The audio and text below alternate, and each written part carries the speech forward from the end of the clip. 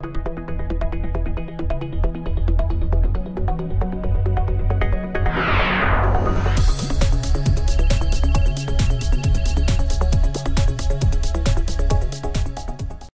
nacemos porque detectamos que una de las cosas que quizás ha progresado menos en nuestra sociedad es nuestro modo de movernos, es nuestro modelo de movilidad.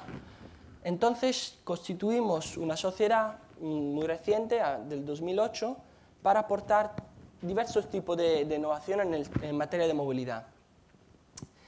Esta es una frase que nos gusta mucho, evidentemente, porque pensamos que es necesaria la innovación para mejorar la calidad de vida, para mejorar nuestra sociedad, para mejorar nuestros modelos de crecimientos, pero si la innovación no se traduce en mejora sustancial, o sea, no se traduce en resultados, no se traduce en objetivos concretos, la innovación no sirve para nada. Entonces, nosotros constituimos esta empresa porque queremos que en la movilidad hay muchísimo que hacer. En nuestra ciudad hay muchísimo que hacer desde el punto de vista arquitectónico, como nos han muy bien reflejado, pero también nuestra forma de movernos la tenemos que, yo creo que cambiar radicalmente. Esa la podemos cambiar radicalmente si el modelo que se nos propone van a ser modelos sostenibles y que nosotros podamos aceptar. En este entorno se han hecho estudios en ciudades a partir de 80 a 100.000 habitantes hasta las ciudades más grandes en España, y se ha sacado un promedio de ciudad con 250.000 habitantes en la que se producen 650.000 viajes, de los cuales 214.500 viajes en vehículo privado. Es más, lo veremos, hay otra transparencia donde dice los datos concretos de diversas ciudades europeas, pero aún así, de esos 214.000 viajes, 178.000 son vehículos, es decir, que hay una ocupación en ámbito urbano de 1,2 personas por coche y en recorridos metropolitanos de 1,1, o sea, un coche para una persona. Y esto produce, evidentemente, pues casi 90.000 litros de combustibles y 232 toneladas de CO2 emitidas cada día en nuestros entornos urbanos. Luego, no es difícil decir que en el sistema de movilidad la verdad es que nuestra sociedad no ha evolucionado mucho, no hemos cambiado mucho, no hemos progresado, porque estamos utilizando vehículos que aproximadamente pesan más de 1.000 kilos para transportar, como era 1,2, he puesto un niño y una persona porque más o menos es lo que resulta. Y además los rendimientos de los motores, bueno, aquí me enseñaréis que no son muy elevados, por lo que tenemos un uso final de la energía empleada realmente bajo. O sea, estamos realmente haciendo algo totalmente ineficiente. Y yo sí que he querido centrar un poco una reflexión personal, unas conclusiones personales que he hecho sobre el consumo energético. En España estamos con un 40% de la energía que consumimos para movernos, para desplazarnos. Y el 98% de la energía que utilizamos para desplazarnos proviene de petróleo. Entonces, si esos son los datos, y son así, ¿cómo vamos a conseguir este compromiso que tenemos asumido y firmado, que es un 20-20-20? O sea, necesitamos producir un 20% de emisiones menos, tenemos que utilizar el 20% de energías renovables y además tenemos que tener una mejora de eficiencia de energía del 20%. Bueno, el último punto en el transporte lo podríamos conseguir porque reducimos el número de desplazamientos de forma drástica y conseguimos un 20% menos de consumo. Pero las energías renovables y las emisiones, ¿cómo lo podemos hacer sin contar con el transporte? Pues así, o sea, reflejando prácticamente en el uso doméstico y en la industria todo el uso de las renovables. Nosotros tenemos una respuesta a todo esto. Eso nace del modelo vicioso de la gestión actual de la movilidad. ¿Y qué quiero decir con eso?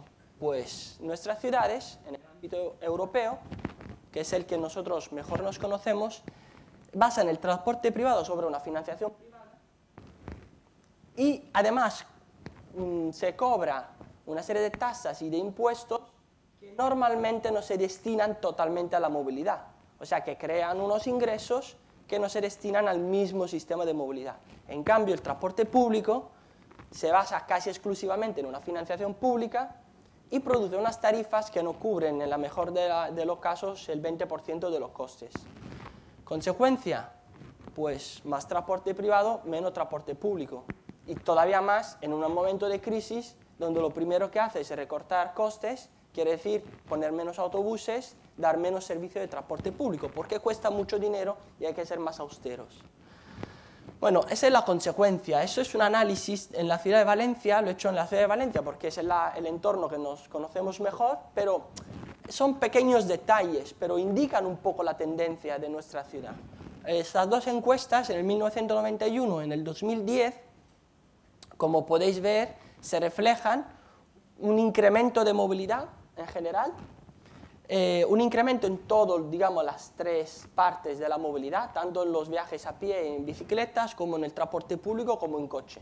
Pero si vamos al análisis, digamos, relativa, vemos que el transporte público se ha quedado estancado, o sea, no ha crecido, ha pasado en 18,1, o sea, prácticamente se ha quedado igual.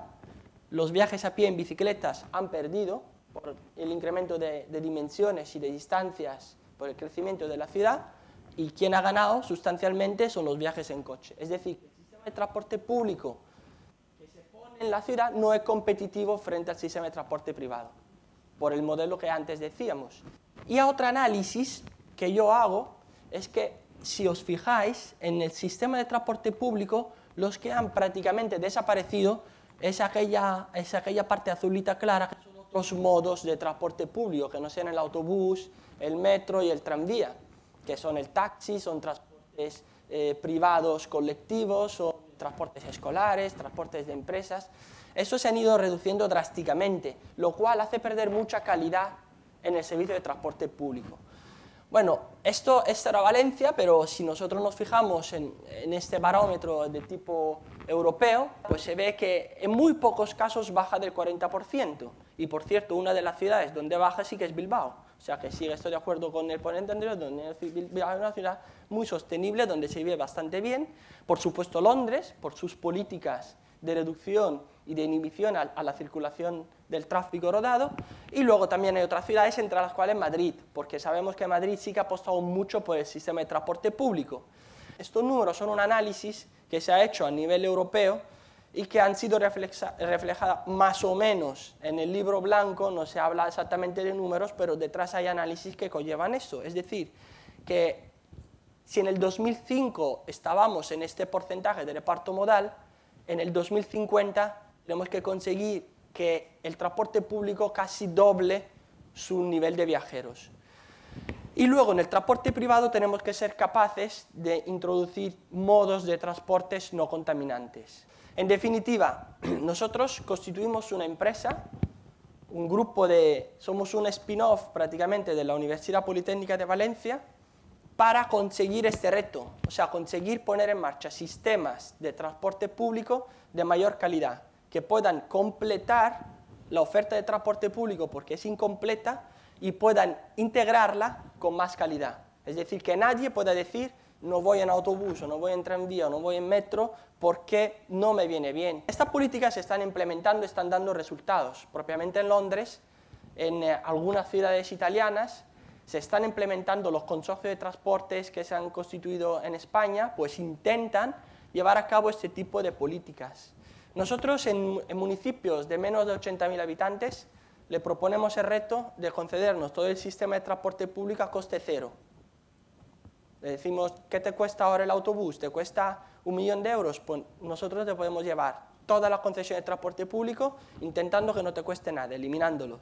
¿Cómo estamos actuando? Además de tener un grupo de ingenieros, además de tener un departamento de I+D+I, además de investigar en la movilidad, además de participar en estos foros, además de pensar mucho cómo podemos hacerlo, también hemos sacado una serie de productos concretos que estamos vendiendo. Primero, pensamos que tiene que haber una bicicleta en todo sitio y para todo el mundo.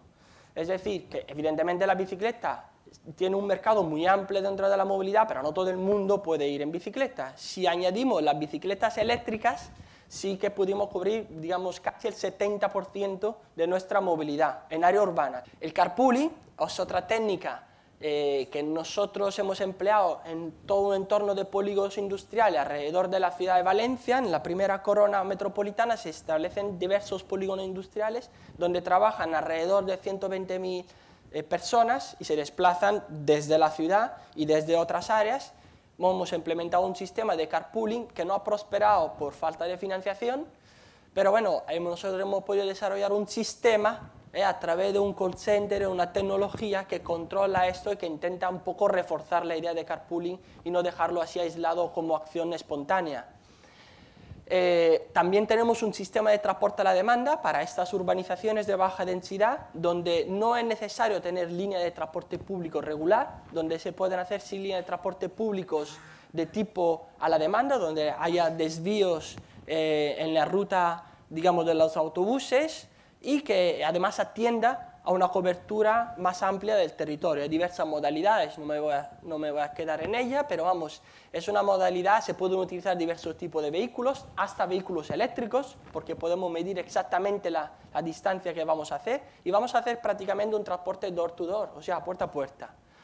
Y finalmente, nuestro proyecto estrella, que es el e-sharing, es verdad que el coche eléctrico es más conveniente que un coche térmico y sacamos una serie de análisis sobre la vida útil de un vehículo y sacamos este gráfico. Nuestro primer coche lo pagamos 30.000 euros y dijimos que si el precio de este coche bajara de 12.000 euros sería comparable con un coche térmico, comparable, no más económico, comparable. A mediados de 2014 es cuando el coche eléctrico va a ser económicamente conveniente, pero no mucho más conveniente que cualquier coche térmico. Entonces, la evolución de los coches eléctricos es esta. Nosotros pensamos que muy buena previsión va a ser en 2020 tener 1 millón de vehículos eléctricos circulando, pero muy buena previsión. Bueno, entonces, finalmente el e-sharing, que es un sistema de coches eléctricos en car sharing, porque nosotros hemos pensado que para darlo a probar a los usuarios, es mejor tener unos coches aparcados en la misma calle donde los usuarios no tienen que comprar el coche, no lo tienen que mantener y no lo tienen que reparar. Y simplemente lo tienen que utilizar con una tarjeta, reservando el coche, pagando 5 euros por hora aproximadamente.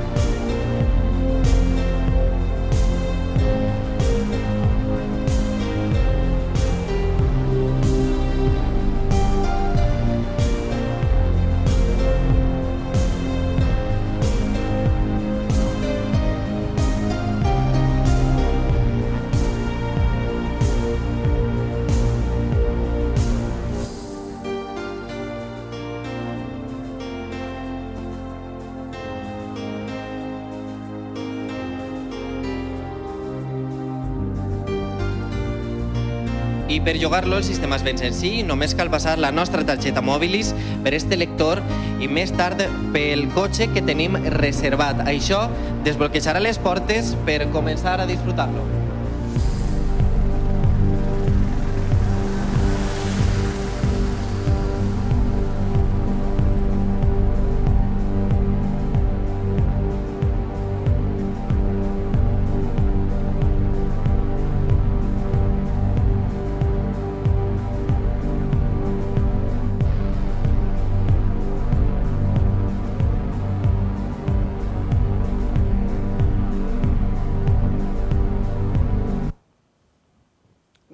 Pues yo pensaba que con un vídeo era mucho más fácil explicar lo que es el sharing y nada más.